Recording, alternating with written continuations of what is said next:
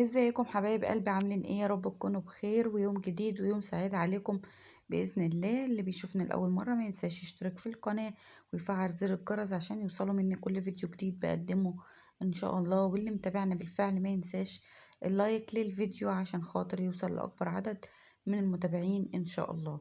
انا عارفة ان انا بقى بتأخرت عليكم، بس والله غصب عني، يعني حاجات كتير يعني كده. انا انسانة مودية شوية، ما بعرفش اشتغل في اي مود.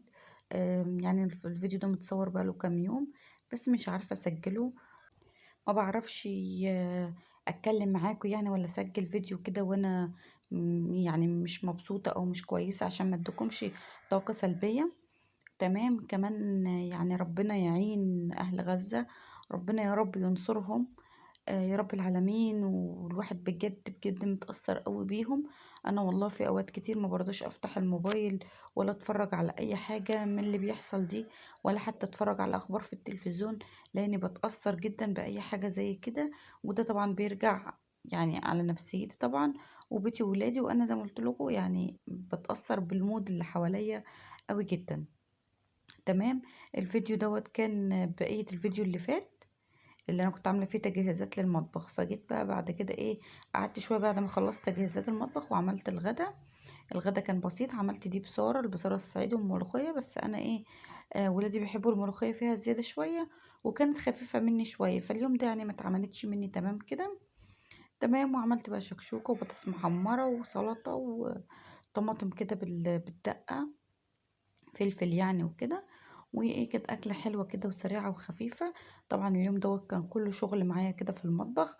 طبعا ريحت شويه بعد ما عملت الفيديو اللي فات عشان خاطر يعني انا مش بعمل كله ورا بعضه، لان كده كده اي انسان بيتعب يعني ورجليه بتتعب من الوقفه وكده. فايه بقى، ريحت شويه وبعد كده قمت جهزت الغدا واتغدينا وشربت الشاي. وبعد كده قمت بقى قلت اشوف البوتاجاز. طبعا البوتاجاز كان متبهدل خالص من الصلصة بقى ومن الحاجات اللي أنا كنت عاملاها عليه طول النهار. فكان لازم بقى كده يتغسل غسلة حلوة.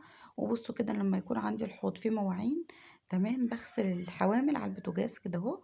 هي طبعا بيبقى ليها مكان كده في البوتاجاز بتدخل فيه فبتبقى ثابتة.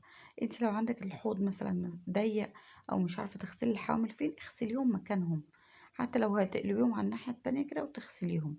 او ممكن مثلا ايه في الحمام كده تحت الدش وتاخديهم برضو كده تغسليهم بقى بمية سخنة كده ينضفوا معاكي على طول. عشان في بعض الناس كانت بتقول ان هي ايه الحوض عندهم ضيق فمش بيعرفوا يغسلوا حوامل البوتاجاز. لا يعني في كذا طريقة يعني. تمام. ممكن برضو تنقعيهم في طبق غسيل كبير كده ولا حاجة بمية سخنة وبأي حاجة كده باور للدهون ولا حاجة، هينضفوا معاك على طول. طبعا كان عندي الحوض مليان بقى مواعين، كنت عاملة صلصة طماطم وحاجات كده بقى في مواعين كتير، ده غير مواعين الغدا. وشربنا شاي وقعدنا.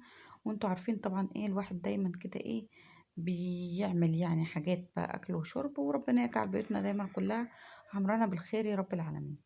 تمام. أنا هنا كنت سلقة طبعا الليمون، شفتوني معاكم في الفيديو اللي فات. فدي مية السلق كان فايض عندي شوية مش برميها، خدتها ورحت حطاها فين بقى يا بنات؟ رحت حطاها على الصابون. حلوة جدا وبتلمع على الألمونيا بقى، وحلوة برضو كده للإيدين، لإيدينا، تدينا نعومة كده اهو وبتلمع والله حتى الإزاز بتلمعه. فبصراحة أنا لما بسلق الليمون ما برميش المية بتاعته خالص، بحطها على الصابون السائل زي ما انتوا شفتوا كده فبتبقى حلوة قوي. المهم ابتديت بقى كده أغسل المواعين كلها بقى كده وأنضفها من خلال المقطع بتاع المواعين دوت عشان هو طويل شوية. حابة أتكلم معاكم على قناتي القديمة عشان خاطر في ناس كتير قالت لي اتكلمي عن قناتك القديمة. قناتي القديمة الأول كده يا بنات اسمها كان بداية جديدة مع نجلاء، وده اسمي للناس اللي متعرفنيش. قناتي كان اسمها بداية جديدة مع نجلاء. والناس اللي فاكرة ان انا لسه جديدة على اليوتيوب، لا انا بقالي 4 سنين وقربت ادخل في ال5 سنين كمان على اليوتيوب. بس انا من الناس اللي يعني ايه ماليش حظ قوي في اليوتيوب، الحمد لله، رضا من عند ربنا وانا راضية والحمد لله. كفاية حبكم ليا وكفاية دعواتكم اللي بتدعوهاني اللي بتيجي في وقتها والله العظيم. وكفاية ان انتوا وجودكم في حياتي. طب انا بادئه القناه سنه 2019 شهر 12 في 2019. كنت وقتها حامل في بنتي تسابيح، وكانت كده نفسيتي تعبانه يعني شويه وجت في دماغي فكرة القناة لأني كنت بعمل شغل كروشيه فقلت ممكن وصفة، ممكن كروشيه، حاجة زي كده اقدمها. فجت ايه الفكرة كانت في دماغي، ولما جيت كانت حالتي النفسية مش كويسة كده في الحمل. فجيت ايه جوزي قال لي ايه اشغلي نفسك بأي حاجة. وكمان انا مش انا شخصيه بيتوتيه جدا، ما بحبش انزل من البيت اصلا كتير. ماليش برضو صحاب كتير، فماليش برضو في التجمعات كتير، فاهمني؟ برضو انا بحب ابقى قاعده في بيتي كده وولادي وايه وكده، فاهمين؟ لكن انا بقى ايه جيت حالتي النفسيه كده تعبت، فجه جوزي قال لي انت مش كنت عايزه تفتحي قناه؟ افتحي كده واشغلي نفسك باي شغل. فجت بقى من هنا بقى ان انا ايه هفتح القناه. قبل ما افتح القناه انا دورت وكده، وبحب اعمل الحاجة وانا فاهمة، فدورت في الموضوع، فعرفت ان في شروط عشان قناتك تتفعل وبعد كده يجيلك منها ربح. فقلت خلاص تمام يعني خير وكده. فشفت الشروط لقيت 4000 ساعة و1000 مشترك. الشرط الأول 1000 مشترك، والشرط التاني 4000 ساعة مشاهدة. انت لو اتفرجتي عليا في الفيديو دوت ساعة دقيقتين قصدي، هيتحسب لي كده دقيقتين. لو اتفرجتي على 10 دقايق هيتحسب لي 10 دقايق. لو اتفرجتي مثلا على الفيديو كله اتحسب لي بقى الفيديو كله. كده بقى يكمل بقى ايه ربع ساعة مثلا قد الفيديو. طب ماشي، هو بقى بيكمل 4000 ساعة. في الرقم كبير جدا مش صغير. استعنت بالله واستمريت في الشغل، وقلت شغلي هو اللي ايه اللي هيقدم، هو اللي يعني اللي هينجحنا وكده. كنت بشتغل والحمد لله، وكنت بنزل فيديوهات كتير اكتر من دلوقتي، وكان عندي طاقة. وكنت بقى ايه كده بقى عايزة اشغل نفسي وكده، وتوكلت على الله والحمد لله بقى ايه فين وفين بقى كده على ما خلصت الشرط الأولاني، الحمد لله. جيت بعد كده طبعا اشتغلت بقى فيديوهات على طول. وكان في حاجة اسمها حفلات او اللي هي البث المباشر يعني، وانا ما كنتش بحب اعمله، مش راضية اعمله في قناتي الجديدة دي. بس ايه عملته كده كام مرة، وكنت ما بحبش الموضوع دوت بصراحة. وجيت بعد كده قالوا لا في حاجة اسمها جروبات. عملت جروبات وعملت تبادل اشتراكات مع اصحابي برضو البنات، نعمل جروب ويبقى فيه مثلا 50 بنت، نقدم الفيديوهات بتاعتنا، نشاهد لبعض، نشترك لبعض. طبعا ايه ده كله كان بيجيب، طبعا ده كله بعد ما خلصت الشرط الاولاني. انا كده كنت بعمل في الشرط التاني عشان اجيب عدد ساعات كبير، لاني كنت شغالة بقالي اكتر من سنة وما كنتش عملت غير 700 ساعة، وانا كنت عايزة 4000 ساعة. فايه عملنا بقى جروبات وكده، والجروبات كانت بتمشي الدنيا معايا تمام والدنيا حلوة.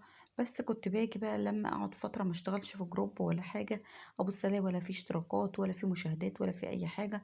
ده قبل ما اشتغل في الجروبات كان في يعني شوية. المهم اكتشفت بقى ان الجروبات هي اللي بتأثر على كده، وان اليوتيوب بيعرف الحاجات اللي انتي بتعمليها، سواء بتت انتي في جروب ولا بتشتغل ازاي يعني. فده كل اليوتيوب بيعرفه، وبعد كده بيبتدي ما يدعملكيش القناة بتاعتك. تمام، لان ده تبادل اشتراكات ما بين قنوات مش متابعين حقيقيين. طيب في بعض الناس، انا ما عملتش كده، بس في بعض الناس كانت بتشتري ال1000 مشترك دول بفلوس، وده برضو كان غلط. في بعض الناس بتشتري برضو الساعات، وده كان غلط. انا اشتريت ساعات في القناة القديمة، كانت 1000 ساعة. اخر 1000 ساعة اشتريتها عشان كنت خلاص بقى زهقت بقى وعايزة اخلص الشروط وكده. وكانوا صحابي قالوا لي لا ده النظام ده حلو ومش عارفة ايه واعمليه، وهم عملوه، لقيت الدنيا ماشية معاهم تمام. بس هو اليوتيوب كان عاملها يعني زي ايه كده، خلاص يعرف القناة دي بتعمل كده، خلاص بقى بيوقف لها بقى ايه الدعم يعني وكده، ما يرضاش ايه ينشر قناتها. المهم بقى من هنا من الجروب دوت للجروب دوت، واشتريت 1000 ساعة الأخرانية. وبعد كده قلت خلاص بقى الربح هيشتغل هيتفعل معايا. وابتديت برضو ايه اشتغل على قناتي، وابص لقيت برضو مفيش دعم، اضطريت ادخل للجروبات تاني. والحمد لله كان بيجيلي سنتات بس طبعا ضعيفة جدا. المهم اول قبضته بعد سنة و9 شهور، بعد شغل دام في القناة في الجروبات كتير جدا. كنت ببقى قاعدة سهرانة للصبح، ومعايا 3 موبايلات، موبايل وموبايل ابني وموبايل جوزي، عشان خاطر ابتدي اشتغل بقى واخلص الفيديوهات اللي ورايا ان انا بشاهدها للناس. كنت بصوا انا وانا بغسل المواعين كده عملت صينيه الكيكه دي، وعملت ليا كده لبنتي لبن. بس ايه بقى حطيت لها كده رشه شاي عشان هي ما بتحبش غير شاي باللبن بس، فانا كده عشان ايه تسكت يعني. فعملت الصينيه دي كده سريعه نتعشى بيها. والولاد كانوا ناموا اصلا، بس كنت اتعشى انا وهي بس، وقلت الولاد ياخدوا منها الصبح للمدرسه. وكمان وطلعت حلوه قوي والله، وقلت يا ريتني كنت صورتها معاكم. تمام، هبقى اصورها معاكم ان شاء الله في فيديو تاني.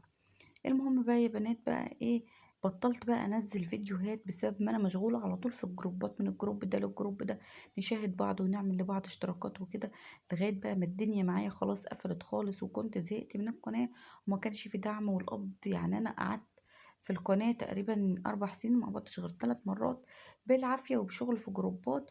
وبعد كده اتضايقت ولقيت نفسي لا انا مش قادرة اقدم محتوى وانا بشتغل على فيديوهات على الفاضي. لقيت قناتي بقى خلاص وقف بقى من عليها ان هي تتنشر بقى للناس وان هي يجيلها مشتركين ومشاهدات.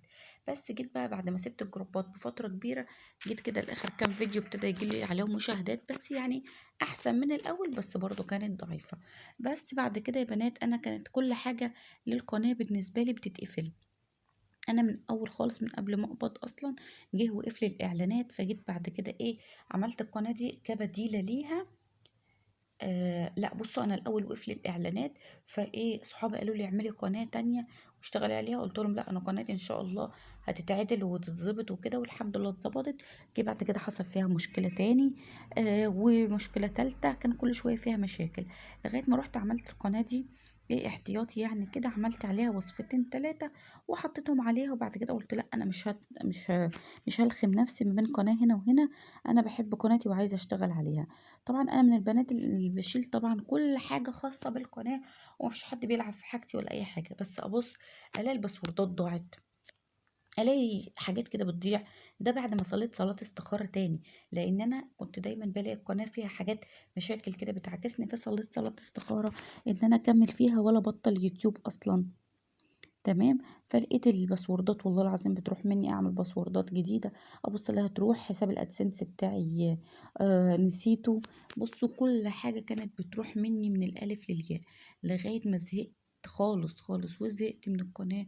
وقلت خلاص اخر فيديو كنت منزله عليها كان في رمضان اللي فات قبل العيد على طول، يوم فرشة العيد يعني. وقلت خلاص بقى مش هشتغل عليها تاني، وشلت بقى الحامل والرينج لايت، غيّرت الحساب بتاع القناة، ما بقيتش يعني بادخل على الحساب بتاع القناة، وقفلت منها خالص. جات واحدة صاحبتي ربنا يبارك لها قالت لي: "طب ما تشوفي قناتِك التانية اللي كنتِ عاملاها." قُلت لها: "والله عليها مشاهدات كتيرة، كتيرة جدًا." فراحت قالت لي: "طب يمكن ربنا ييسّر لِك حالِك وجعل لِك إن صلاة الاستخارة سبب في إن قناتِك التانية تتقفل." وأنا أصلًا كنت اتخنقت من قناتي القديمة دي جدًا، جدًا فوق ما تتصوّروا. فقالت لي: "يمكن ربنا جعل لِك ده سبب ويمكن ده نتيجة صلاة الاستخارة." فقُلت لها خلاص هابقى أفكّر، وقعدت فترة كده مش راضية أشتغل، وبعد كده توكّلت على الله ونزّلت فيديوهات على القناة دي. والحمد لله ربنا ييسّر لي حالي بيكم وبحُبكم ليّا. أنا الحمد لله يعني لغاية دلوقتي لسه ولا خلّصت شهر أول ولا شهر تاني ولا أي حاجة. أنا الحمد لله عملت 1700 ساعة لغاية دلوقتي بوقوفكم جنبي، بمساعدتكم ليّا وبدعائكم ليّا، ولسه الشرط الأول. بس أنا حابة القناة دي أوي، حابة الشغل فيها، بس أنا في أوقات كده بييجي لي إحباط بصراحة شوية. كمان قناتي برضه القديمة معروضة عليَّ للبيع، فأنا إيه، اتعرضت عليَّ كتير للبيع، فأنا مش عارفة أبيعها وأستفاد بفلوسها والّا أخلّيها إن هي مركونة كده، بس كده هي هتضيع برضه منّي. أنا بصراحة باحبها جدًا وباحب الفيديوهات اللي فيها جدًا وفيديوهات لولادي. هابقى أحط لكم اللينك بتاعها تدخلوا وتشوفوها وتشوفوا الفيديوهات القديمة وتشوفوا رأيكم فيها وتقولوا لي. بس أنا مش عارفة بقى أبيعها والّا أعمل عليها إيه. فبصراحة ممكن أبيعها، يعني أنا لغاية دلوقتي يعني ممكن أبيعها، مش عارفة، بس زعلانة على الفيديوهات اللي فيها وزعلانة. أنا من الناس اللي باحب الذكريات جدًا، باحب أتمسك بالحاجة بتاعتي جدًا مهمًا كانت قديمة. فانصحوني من ناحية القناة القديمة وهاحط لكم اللينك بتاعها تشوفوها وتقولوا لي رأيكم.